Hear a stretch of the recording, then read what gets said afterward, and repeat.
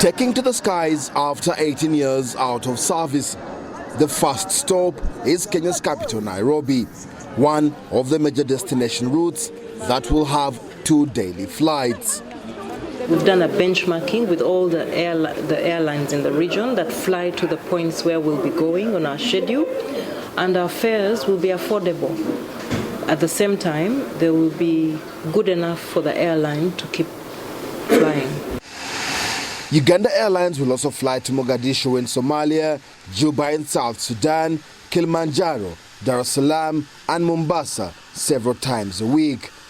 The government of Uganda has spent more than $300 million on the outright purchase of the aircraft, and aviation experts say an additional $70 million is needed to keep the airline in the skies.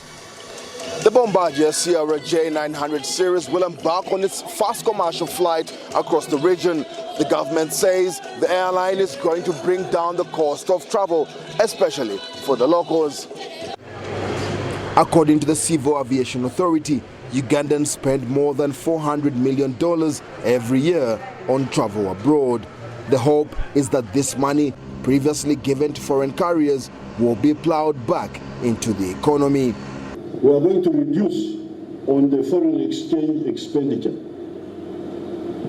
Ugandans will be spending money, but spending it in our airline. The government hopes the airline will facilitate travel across the continent, promote trade and boost Uganda's tourism.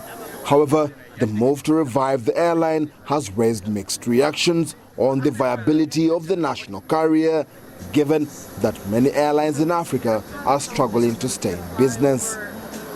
You need a competent person to study, to project, to do a survey on what are the viable routes that we should venture into, especially if you are an upcoming airline, because you do not want to make a lot of debts. You do not want to fly a half-empty aircraft because of poor projections of routes. But the Uganda president recommends that African countries need to start to think about regional carriers as opposed to national airlines. Why do you compete? Why don't we work?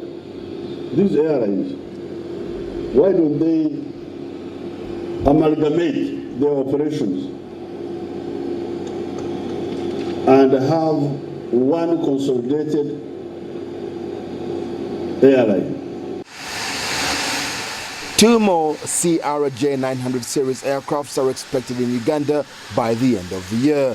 The government has also made an initial payment for the purchase of 2 Airbus A330-800 Neos that will be used for long-haul flights between 2020 and 2021. Senyange, SABC News, Entebbe, Uganda.